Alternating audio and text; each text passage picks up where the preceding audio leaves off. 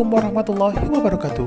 Alhamdulillah, Ruhul Hidayah kembali hadir untuk memberikan manfaat dan sentuhan rohani kepada kita. Yang pasti bersama Said Hasan bin Alwi Alaidrus. Dan kami juga menyediakan madu asli Al-Ijabah, yang dimana kita jamin keaslian dan kemurniannya. Yuk, kita sehat bareng madu Al-Ijabah sesuai dengan tipu Nabawi. Dan yang pasti semoga video kali ini bisa bermanfaat untuk teman-teman semua. Terima kasih.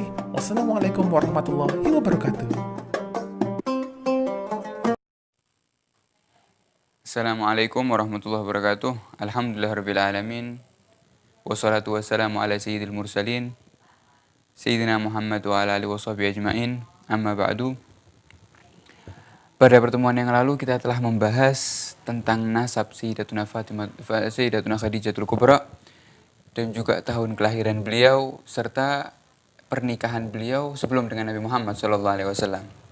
Maka insya Allah pada pertemuan kali ini kita akan membahas lebih dalam lagi tentang Sayyidatuna Khadijatul Kubra.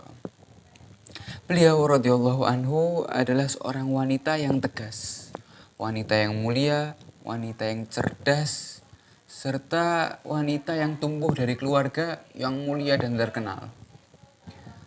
Beliau juga terkenal dengan banyaknya harta dan juga memiliki harga diri dan rasa malu yang besar. Radhiyallahu anha. Beliau Sayyidah Khadijah sempat merasa keberatan dengan apa yang dilakukan oleh suku Quraisy, yang mana mereka menyembah berhala. Semenjak Sayyidatuna Khadijah ini diberitahu oleh saudaranya atau sepupunya yang bernama Waraqah bin Naufal. Yang mana Waraqah bin Naufal ini termasuk seorang yang mengetahui ilmu tentang ahlu kitab. Ilmu tentang kitab Allah Subhanahu wa taala daripada kitab Taurat dan kitab Injil. Sehingga setelah Sayyidatuna Khadijah dekat dengan sepupunya Waraqah bin Naufal, Waraqah bin Naufal mengatakan bahwasannya apa yang dilakukan suku Quraisy adalah suatu yang menyeleweng daripada yang telah diajarkan oleh Nabi Ibrahim serta putranya Nabi Ismail. Begitu juga apa yang dikerjakan oleh orang-orang Mekah daripada menyembah berhala itu tidak pernah tertulis, tidak pernah diajarkan di dalam kitab Injil maupun kitab Taurat. Dan bahkan yang lebih menarik lagi bahwasanya Sayyidatuna Khadijah juga ikut bersama Waraqah bin Naufal mengamati tentang Nabi yang terakhir yang telah disebutkan dalam Taurat dan Injil. Mengamati kedatangannya Nabi yang terakhir. Dengan melihat tanda-tandanya yang ada di Taurat dan melihat tanda-tandanya di Injil, seraya menunggu kapan akan lahir Nabi tersebut. Dan juga pada saat itu pula bersamaan dengan itu tersebar nama seorang laki-laki dengan kejujurannya, dengan amanahnya, dengan kesederhanaannya, serta mulia akhlaknya sampai mendapatkan julukan As-Sadiqul Amin, yaitu adalah Nabi Muhammad sallallahu alaihi wasallam. Dan kita tahu daripada pekerjaannya Sayyidah Khadijah adalah seorang wanita yang kaya raya, yang mana beliau sering memperkerjakan seorang laki-laki daripada suku Quraisy untuk berdagang. Dan memang suku Quraisy terkenal dengan urusan berdagang ketika itu. Maka setelah tersebarnya kisah tentang Nabi Muhammad atau budi pekerti Nabi Muhammad SAW sampai ke telinga Siti Khadijah, maka Siti Khadijah menawarkan kepada Nabi Muhammad SAW, memberikan tawaran untuk menjual beberapa hartanya pergi ke negeri Syam, dan Siti Khadijah berjanji kepada Nabi Muhammad untuk memberikan imbalan yang mana imbalan ini lebih banyak atau melebihi daripada imbalan semestinya. Maka Nabi Muhammad pun ketika mendengar tawaran daripada Siti Khadijah, Nabi Muhammad menerimanya untuk berdagang pergi ke negeri Syam.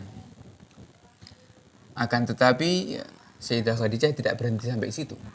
Sayyidah Khadijah mengutus salah satu budak laki-lakinya yang bernama Maisarah untuk menemani Nabi Muhammad SAW pergi ke negeri Syam. Untuk apa?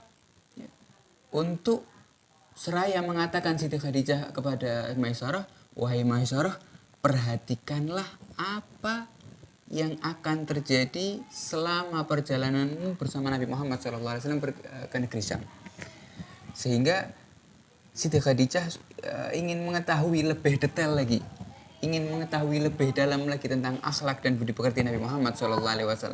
Sehingga sampai mengutus budaknya yang bernama Maisarah untuk menemani Nabi Muhammad perjalanannya.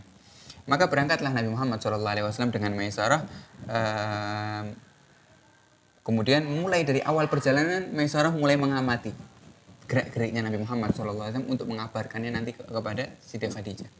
Di tengah perjalanan beristirahatlah Nabi Muhammad dengan Maisarah. Di situ Maisarah melihat akhlak dan budi pekerti Nabi Muhammad SAW. Maisarah mengetahui bahwasanya aku ini hanyalah budak. Akan tapi ketika Nabi Muhammad SAW membuka bekalnya dan ingin makan, ketika itu aku diundang untuk makan bersamanya. Satu piring bersama Nabi Muhammad yang terkenal dengan keturunan suku Quraisy, sedangkan aku budak diajak makan bersama orang tersebut. Dan ini menunjukkan akhlak yang luhur pada diri Nabi Muhammad SAW. Ini yang pertama. Dan yang kedua, setelah beristirahat, ketika itu Nabi Muhammad SAW duduk di pohon, di bawah pohon dekat dengan rumah pendeta atau tempat peribadahannya pendeta daripada Yahudi. Ketika Nabi Muhammad duduk di bawah pohon, keluar salah satu orang pendeta melihat Nabi Muhammad duduk di bawah pohon, kemudian dipanggil Maisarah. Wahai fulan. Dipanggil Maisarah, kemudian bertanya ini pendeta, siapa yang duduk di sana? Siapa laki-laki itu? Kemudian Maisarah mengatakan dia adalah seorang laki-laki dari suku Quraisy. Kemudian pendeta tersebut mengatakan, ketahuilah bahwasanya tidak ada yang duduk di pohon tersebut kecuali adalah itu tanda daripada Nabi di akhir zaman yang akan diutus menjadi Nabi. Ketika Maisarah mendengar seperti itu terdiam dan terkejut Maisarah. Akan tapi tidak mengabarkan kabar tersebut. Sehingga Rasulullah dan Maisarah meneruskan perjalanannya sampai ke negeri Syam, kemudian berjual beli di sana. Dan di sana pun Maisarah melihat kejujuran Nabi Muhammad SAW ketika berjual beli. Yang mana kejujuran Nabi Muhammad tidak pernah dilihat oleh Maisarah bagi orang-orang atau bisnismen yang lain. Tanpa ada kecurangan, dijelaskan secara detail semuanya yang dijual oleh Nabi Muhammad SAW, sampai orang-orang pembeli tersebut senang dengan Nabi Muhammad SAW serta laris ketika itu, mendapatkan laris yang luar biasa. Sehingga setelah habis semua yang dijual, kembalilah Maisarah bersama Nabi Muhammad SAW ke kota Mekah. Sesampainya di kota Mekah, langsung ketika Siti Khadijah memanggil Maisarah dan meminta untuk diceritakan apa yang terjadi selama perjalanan. Kemudian Siti Maisarah mulai menjelaskan. Yang pertama menceritakan tentang kisah pendeta. Yang kedua menjelaskan tentang akhlaknya Nabi Muhammad. Kemudian menjelaskan tentang kejujurannya ketika berdagang. Yang ketiga, yang keempat, yang terakhir dan ini yang paling menakjubkan, yaitu menjelaskan tentang kejadian Nabi Muhammad SAW selama perjalanan tersebut, bahwasanya Nabi Muhammad SAW dinaungi oleh awan sehingga Maisarah dan Nabi Muhammad SAW tidak merasakan panas sama sekali. Bahkan di dalam riwayat lain ketika itu Maisarah bercerita bahwasanya ketika terjadi panas yang sangat luar biasa di perjalanan, ketika itu aku melihat ada dua orang laki-laki yang sangat besar seakan-akan sedang menaungi Nabi Muhammad SAW, dan itu adalah para malaikat Allah Subhanahu wa Ta'ala. Maka bahkan juga di riwayat lain disebutkan Maisarah ingin melihat atau ingin menunjukkan kepada Siti Khadijah, sehingga Maisarah mengatakan kepada Nabi Muhammad sebelum masuk ke kota Mekah, mengatakan bahwasanya wahai Muhammad, kau masuk dulu ke kota Mekah agar aku masuk setelahmu. Dan tujuan Maisarah memerintahkan Nabi Muhammad untuk jalan lebih dahulu untuk menunjukkan kepada Siti Khadijah bahwasanya yang benar-benar dinaungi oleh awan adalah memang di atas kepala Nabi Muhammad SAW. Dan ketika itu pula Siti Khadijah melihat dengan mata kepalanya bahwasanya memang awan tersebut hanya menaungi Nabi Muhammad SAW. Setelah mendengar penjelasan dari Maisarah tentang Nabi Muhammad SAW, mulai perasaan Siti Khadijah, hati Siti Khadijah dipenuhi dengan pikiran memikirkan Nabi Muhammad SAW. Kemudian bagaimana kelanjutannya sampai Siti Khadijah bisa jatuh cinta kepada Nabi Muhammad SAW. Insya Allah kita akan lanjutkan di pertemuan yang akan datang. Semoga Allah Subhanahu Wa Taala mengisi hati kita dengan rasa cinta kepada Nabi Muhammad SAW, rasa rindu kepada keluarga Nabi Muhammad SAW, sehingga kita kelak insya Allah dikumpulkan bersama mereka semua. Amin Allahumma amin. Wassalamualaikum warahmatullahi wabarakatuh.